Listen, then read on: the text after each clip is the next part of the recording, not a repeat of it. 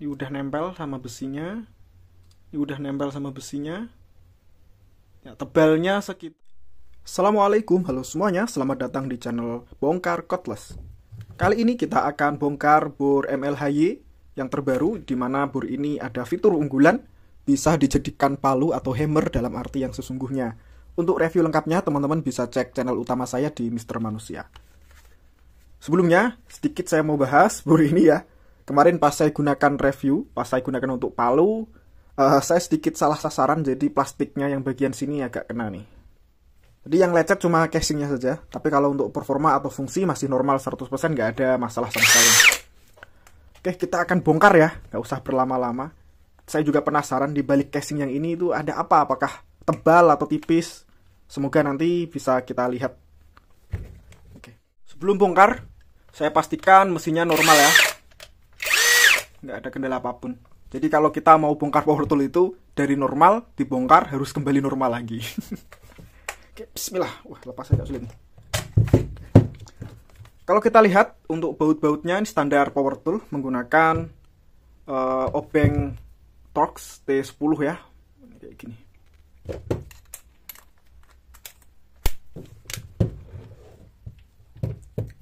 Teman-teman juga bisa memperhatikan kalau mau bongkar mesin bor atau impact driver, impact wrench yang modelnya kayak gini, bagian belakang ada bautnya, berarti yang pertama kita lepas itu adalah bagian belakang dari bodinya dulu.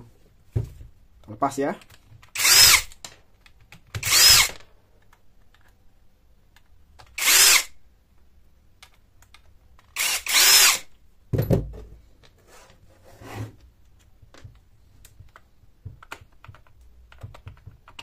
Oke.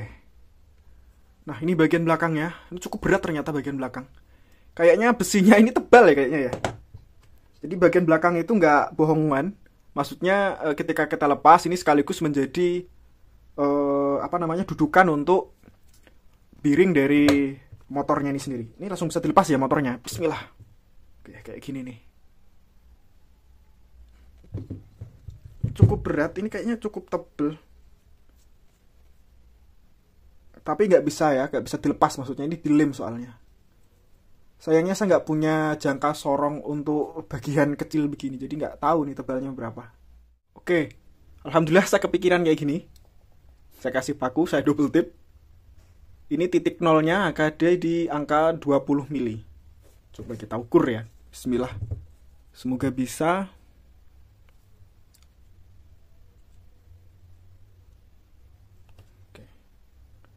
Ini udah nempel sama besinya. Ini udah nempel sama besinya. Ya, tebalnya sekitar 2,5 mili. 2,5 mili cukup tebal berarti ya. Wajar ini kalau kita gunakan untuk palu kuat.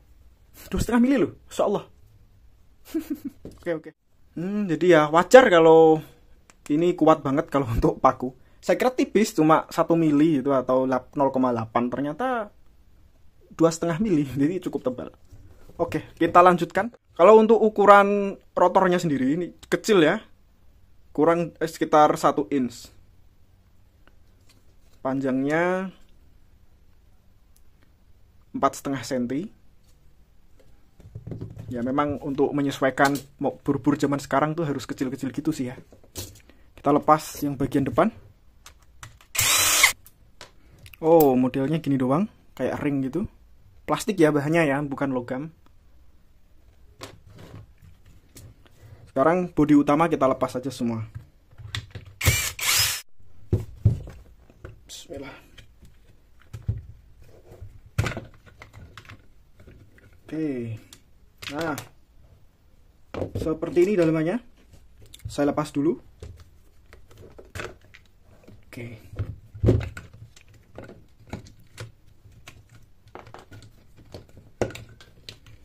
Untuk komponennya standar, isinya ya kayak gitu doang ya. Ini ada stator. Coba kita lihat ukuran kawatnya. Ini harusnya pakai yang digital ya. 0,75 ya. Besar kawatnya 0,75, cukup kecil. Mungkin ini masih bisa di-upgrade, dibesarkan untuk kawat emailnya. Email. Oke.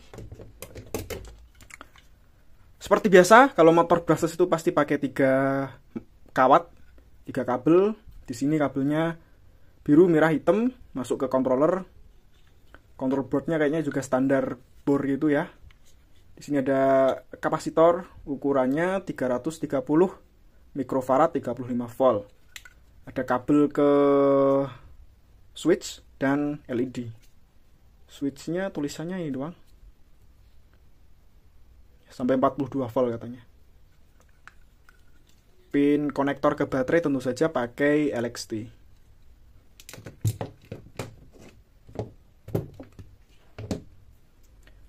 Nggak lengkap rasanya kalau kita bongkar bor, nggak bongkar gearbox ya. Sambil saya juga penasaran, saya ingin lihat bagian dalam ini, bagian penguncian satu tangannya kayak gimana. Bukanya langsung seperti ini. Oke. Bagian sini gearbox 1, gearbox 2-nya di sini.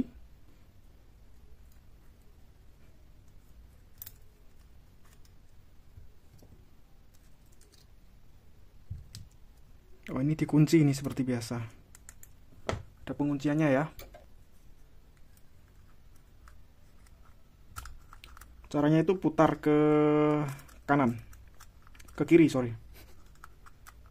Untuk melonggarkan kita putar ke kanan atau ke kiri? Oh, ke kiri, sorry. Ke kanan ya. Ini ada penguncinya di sini ya. Ini putar ke kanan. Bismillah. Nah, kayak gitu. Baru bisa dilepaskan.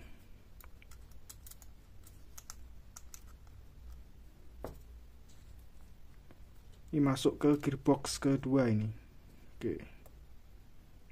Grease-nya nanti mungkin bisa kita tambahi ya. Enggak juga enggak apa-apa. Ini bawaan pabrik grease-nya juga udah cukup banyak kok.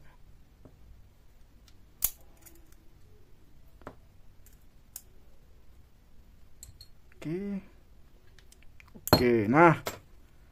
Untuk penguncian satu tangannya, ini mirip dengan bor Kamoli yang kemarin. Kayaknya bor-bor generik ini mirip-mirip sih ya. Untuk ukurannya maksudnya. Yang sayang banget itu bor Reaim yang kemarin saya ulas ya. Di situ nggak ada pengunciannya. Wah, sayang banget, yang ini ada ya. Mantap, mantap. Oke, kayak gini ya teman-teman ya dalemannya. Ini langsung kita rakit aja lagi karena grease-nya juga cukup banyak. Saya nggak perlu tambah grease. Sekali lagi, saya ingatkan ke teman-teman, kalau teman-teman bongkar bor cordless pertama kali, itu ya perlu diingat-ingat modelnya kayak gimana. Kalau perlu direkam atau difoto. Dan jangan khawatir ya, setiap gear, minion gear namanya, gear-gear kecil kayak gini, itu ukuran setiap lapisnya berbeda-beda. Nah, ini lapis pertama, langsung saja kita pasang dulu ke sini ya. Kemudian nanti ini gak sih? Oh, ini dulu coy. Oh, ini dulu ya.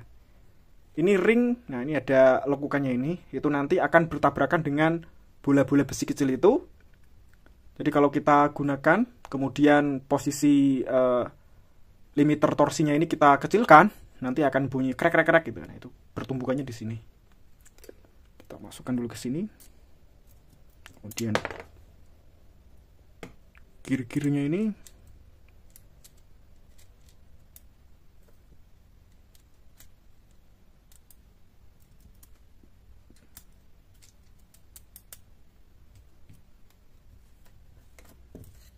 nah, ini gearbox di tingkatan kedua ukurannya berbeda ya, lebih kecil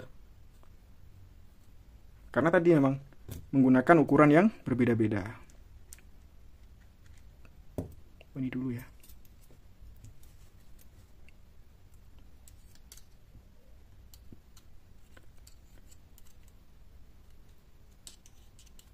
Kemudian kita kasih penguncinya tadi. Ini untuk nguncinya ke arah kiri berarti ya.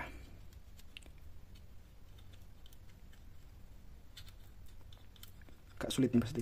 Bismillah. Alhamdulillah udah bisa ngunci. Ya agak sulit tapi bisa kok.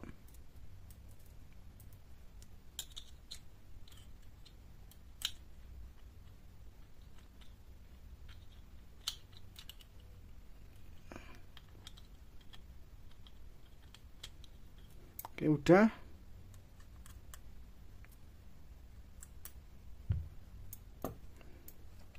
Bagian sini sama persis. Ini kalau kita apa namanya ini, bagian ini ya, tuas untuk maju mundur nih. Tuas ya sebut saja tuas kopling lah. Karena dia yang menggerakkan dari gigi 1 ke gigi 2 atau speed 1 ke speed 2, kecepatan rendah, kecepatan tinggi. Oh iya, sama satu lagi, di depan tadi saya lupa. Kalau mau bongkar gearbox, itu posisikan putaran limiter torsi ini di posisi drilling. Misalkan gini nih. Kita posisikan drilling dulu. Drilling di sini.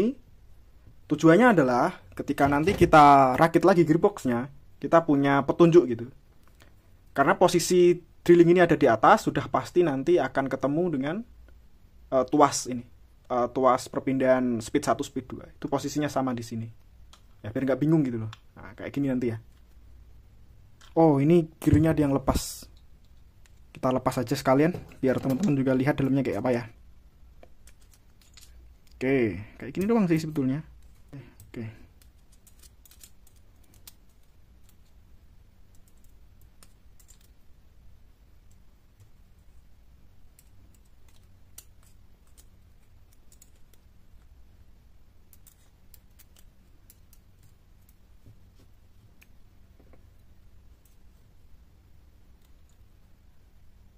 Nggak bisa ya. Masangnya itu dari gearnya dulu ternyata. Gearnya ada di dalam sini dulu.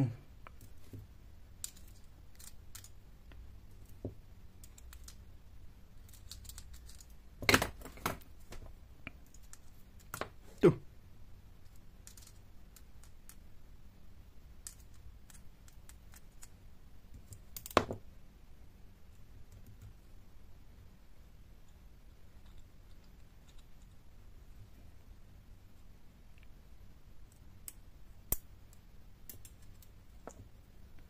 Kayaknya sulit. Jadi yang mending kita lepas aja ini.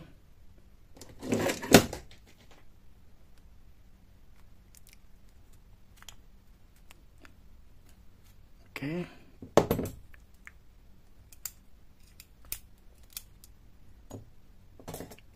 Baru kita pasang di sini. Gini ya muternya tuh dia. Kemudian untuk ring koplingnya kita pasang lagi.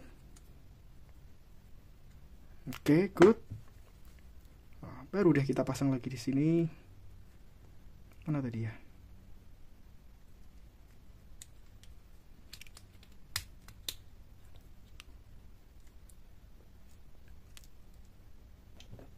Kita pasang lagi ya. Nah, ini pasti agak sulit masang sini. Kita perlu bantuan yaitu berupa statornya tadi. Kita masukkan ke sini. Kita putar-putar gear yang ada di dalam biar pas masuk. Oke, alhamdulillah sudah bisa terpasang lagi dengan baik. Selanjutnya tinggal kita rakit lagi ke casingnya ya.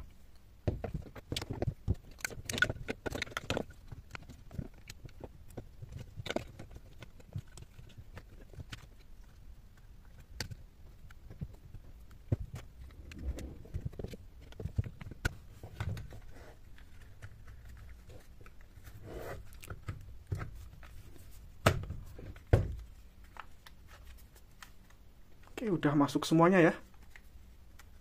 Kita baut dulu.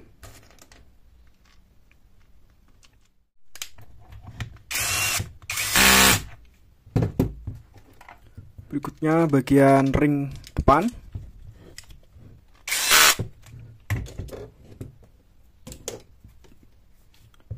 Kemudian terakhir untuk bagian rotornya.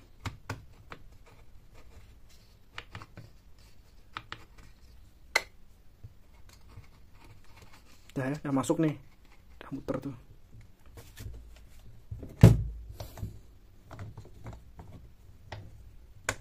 Oh, kebalik ya.